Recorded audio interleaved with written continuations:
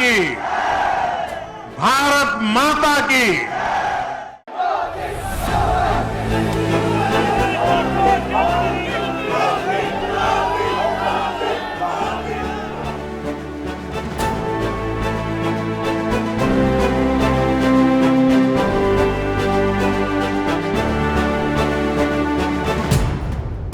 वंदे मातरम। आप सभी का नेटवर्क ट्रेंड में स्वागत है। मैं हूं संजय गिरी गोस्वामी। केंद्र ने एक देश एक चुनाव को धरातल में उतारने के लिए पहल शुरू कर दी है।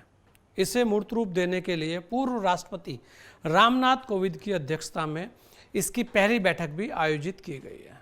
सरकार की पूरी कोशिश है कि इसे लेकर आम सहमति बनाई जाए, लेकिन कांग्रेस सहित विपक्ष इसे भारतीय संघ और राज्यों पर हमला मान रही है। कांग्रेस के अधीर रंजन चौधरी ने समिति से अपना नाम भी वापस ले लिया है। हालांकि इस देश में एक चुनाव एक देश की व्यवस्था लंबे समय से विचाराधीन है, लेकिन अब केंद्र ने इस पर ठोस तरह से पहल की है। इसके पक्ष में दलील दी जा रही है और कहा जा रहा है कि देश की आज़ादी के बाद देश में 4 बार लोकसभा और विधानसभा के चुनाव साथ साथ हुए। इसमें किसी तरीके की कोई दिक्कत नहीं है, केवल एक बार इस प्रक्रिया की शुरुआत करनी होगी। एक देश एक चुनाव की बात ये अचानक नहीं हुई है, इसके लिए पहले भी बातें उठती रही हैं। विधि आयोग भी सिफारिश में ये एक बात पहले कह चुका है, साथ ही चुनाव आयोग ने भी इस पर अपने सुझाव दिए हैं। आइए अब आपको बताते हैं कि क्या सुझाव इसे लेकर पूर्व में दिए गए हैं। भारत जैसे विशाल भूभाग वाले देश में एक कार्य कठिन जरूर लगता है, लेकिन असली जमा पहनाना संभव भी नहीं है। केवल सत्ता और विपक्ष की सहमति और इच्छा शक्ति चाहिए। चुनाव आयोग 4 दशक पहले 1983 में इसकी सिफारिश कर चुका है, तब केंद्र से स्वीकृति नहीं मिली थी। देश में हर 2 महीने में उपचुनाव हो जाते हैं। अगर इस परिस्थितियों को देखा जाए तो लगभग हर तीसरे महीने कहीं ना कहीं चुनाव होता रहता है। इससे पहले भी एक देश एक चुनाव की चुनाव आयोग सिफारिश कर चुका। 1999 में भारत के विधि आयोग की 170वीं रिपोर्ट अगर हम देखें चुनावी कानूनों में सुधार से संबंधित थी, साथ ही इसमें चुनाव कराए जाने की बात कही गई थी। विधि आयोग की 1999 में आए चुनाव कानून पर सुधार की जो रिपोर्ट थी वो भी एक उल्लेखनीय है। इस रिपोर्ट में एक साथ चुनाव का क्रम टूटने की वजह अनुच्छेद 356 का दुरुपयोग होना और विधानसभाओं का भंग होना बताया गया था।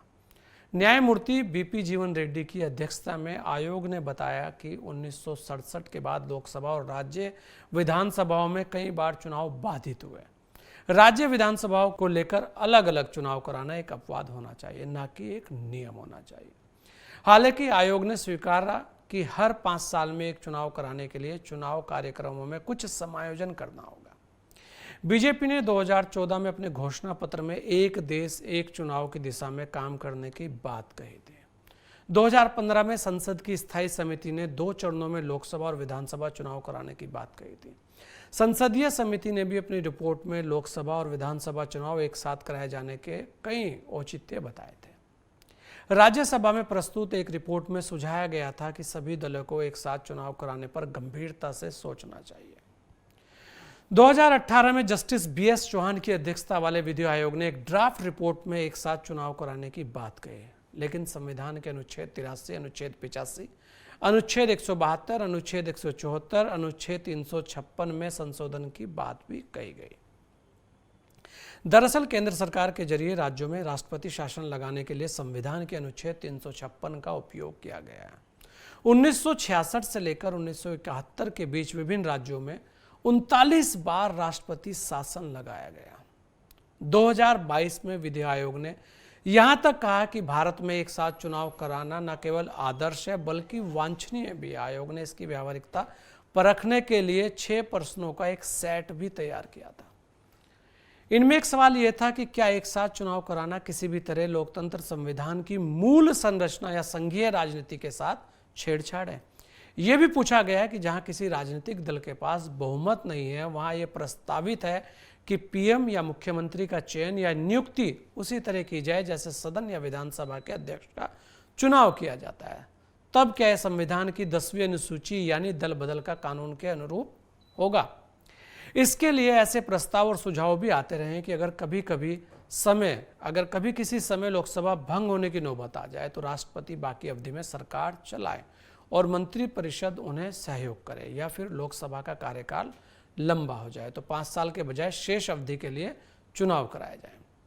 पीएम नरेंद्र मोदी ने भी जनवरी 2017 में एक कार्यक्रम में एक देश एक चुनाव की संभावना पर अध्ययन करने की बात कही थी। देश में जब एक देश एक चुनाव की बात चल पड़ी है तो ये जानना भी जरूरी है कि भारत में पहले 4 लोकसभा और विधानसभा के चुनाव एक साथ हुए हैं। 1951-52, 1957-62 और 1967 के लोकसभा और विधानसभा चुनाव एक साथ हुए हैं। आइए पहले आज़ादी के इन 4 चुनाव के बारे में जानते हैं। भारत में पहला आम चुनाव 25 अक्टूबर 1951 से 21 फरवरी 1952 के बीच हुए। यह अपने आप में बहुत बड़ा आयोजन था। दुनिया की 17% आबादी चुनाव में भागीदारी कर रही थी। इस चुनाव में 11 करोड़ रुपए खर्च हुए थे। पहले चुनाव के लिए लोकसभा की 497 और विधानसभा की 3283 सीटों पर पंजीयन हुआ।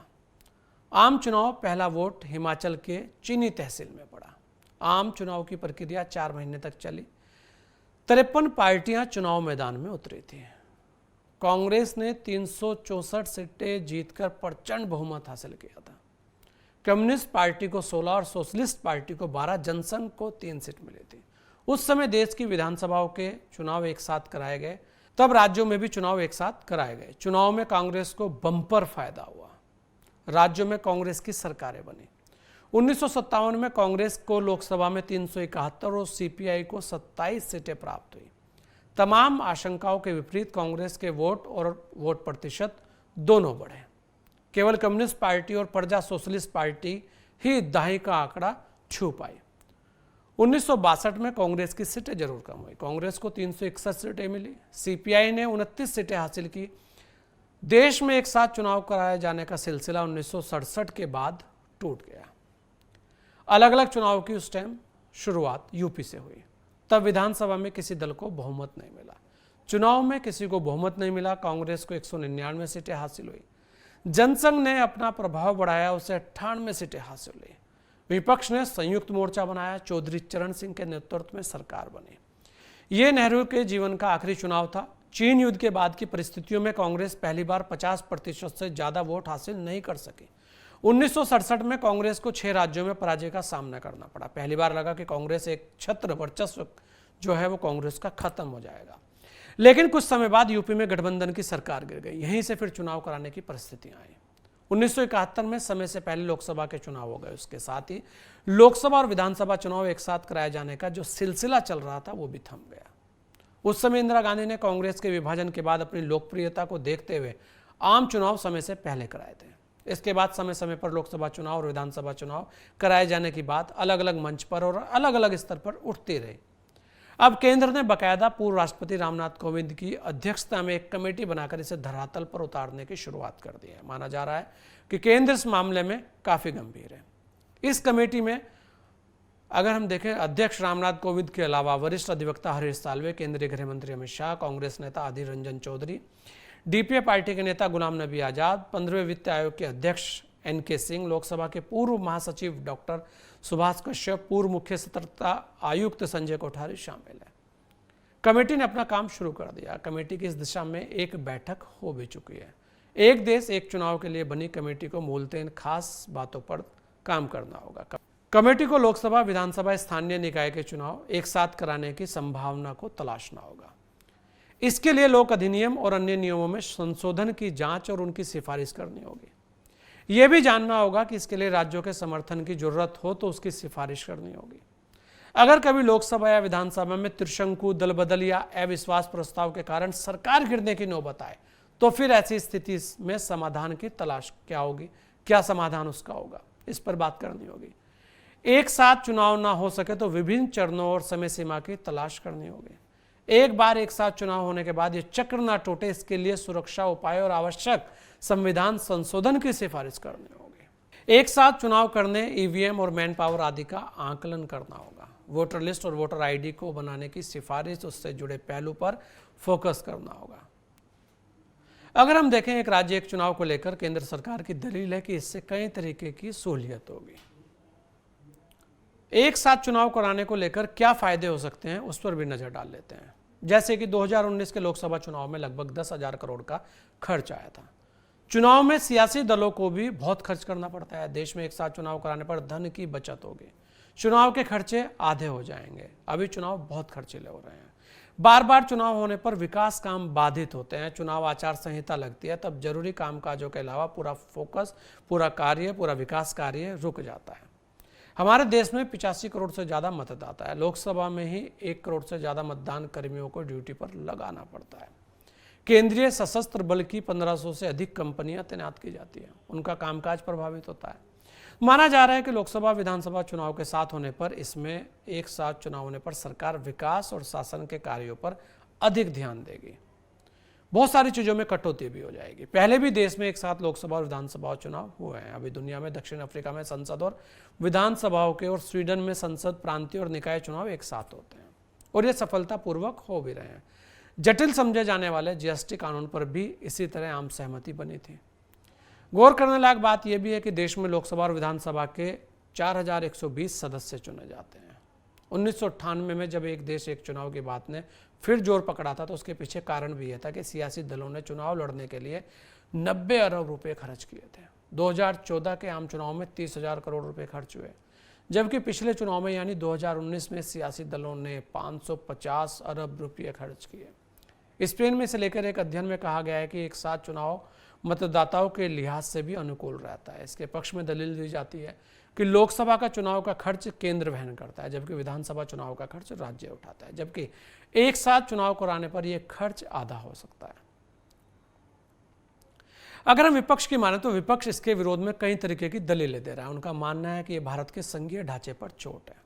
विपक्ष का कहना है कि यह देश के संघीय ढांचे पर चोट है, राज्यों में क्षेत्रीय दलों के हितों के विपरीत है। इससे सत्तारूढ़ पार्टी को फायदा होगा।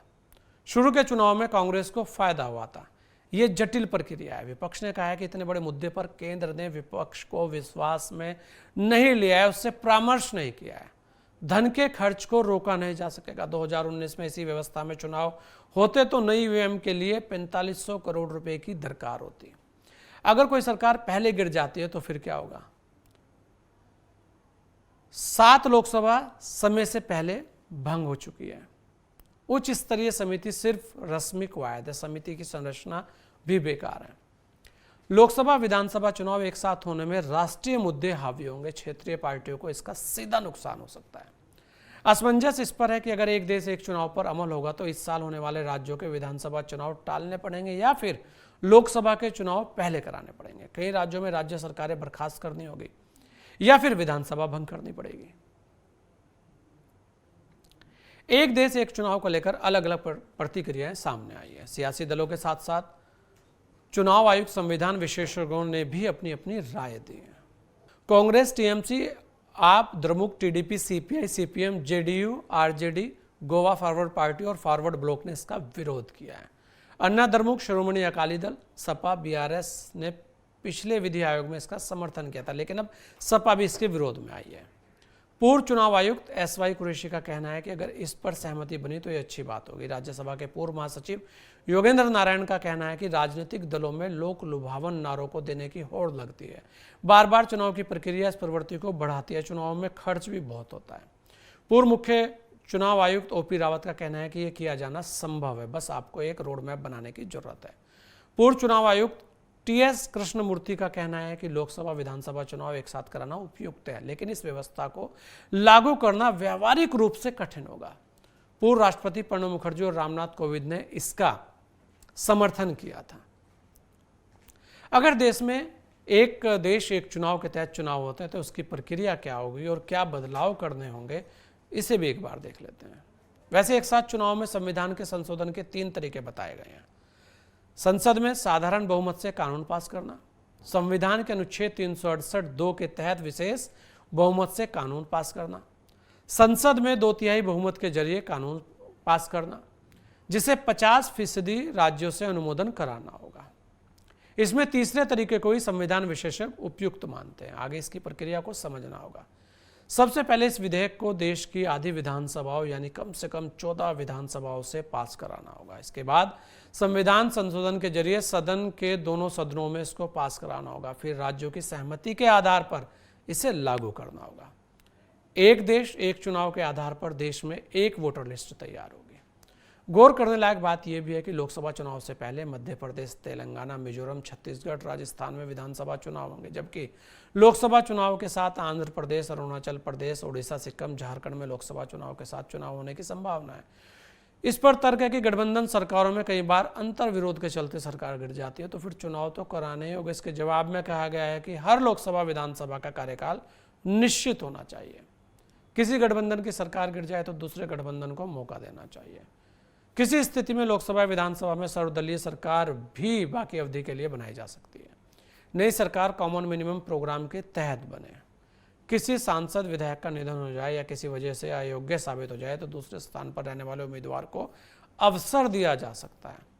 देश में एक साथ लोकसभा और विधानसभा के चुनाव कराए जाने के कई विकल्प हैं। हालांकि 2018 में विधि आयोग की रिपोर्ट में यह कहा गया था कि मौजूदा ढांचे में एक साथ चुनाव कराने में संविधान में उचित संशोधन की जरूरत होगी। आयोग ने कहा था कि उचित संशोधन के लिए कम से कम 50% राज्यों की विधानसभाओं के जरिए संवैधानिक संशोधन की जरूरत होगी। लोकसभा प्रतिनिधित्व अधिनियम 1951 और लोकसभा व विधानसभा की प्रक्रिया के नियमों में भी संशोधन करना होगा। इसके पहले विकल्प के तौर पर कुछ राज्यों में चुनाव का समय, जो चुनाव की सीमा है, उसे आगे बढ़ाना या स्थगित करने की सिफारिश की गई है, ताकि दूसरे विकल्प में कहा गया था कि 13 राज्यों के चुनाव 2019 लोकसभा के साथ कराए जा सकते हैं। बाकी 16 राज्यों और विधानसभा वाले केंद्र शासित प्रदेश के चुनाव 2020 में कराए जा सकते हैं। इस प्रकार चुनाव 5 वर्ष में केवल 2 बार हो सकते हैं। तीसरा विकल्प था कि एक कैलेंडर वर्ष में होने वाले सभी उपचुनाव वर्ष के ऐसे हिस्से के दौरान हो सकते हैं जिसमें शामिल राज्य विधानसभा के अनुकूल हो। एक देश एक चुनाव, इसे लेकर बहस जारी है, कमेटी भी बन गई है, लेकिन अभी भी बहुत सारे लोगों के इसमें सवाल हैं। वो सवाल भी दूर करने होंगे और सबकी सहमति भी इसमें लेनी होगी। लेकिन पक्ष दोनों हैं इसके। देखने वाली बात ये होगी क्या ये लागू हो पाता है। इस खास विशेष पेशकश में इतना ही। दीजिए मुझे इजाजत। जय हिंद। भारत माता की, भारत माता की।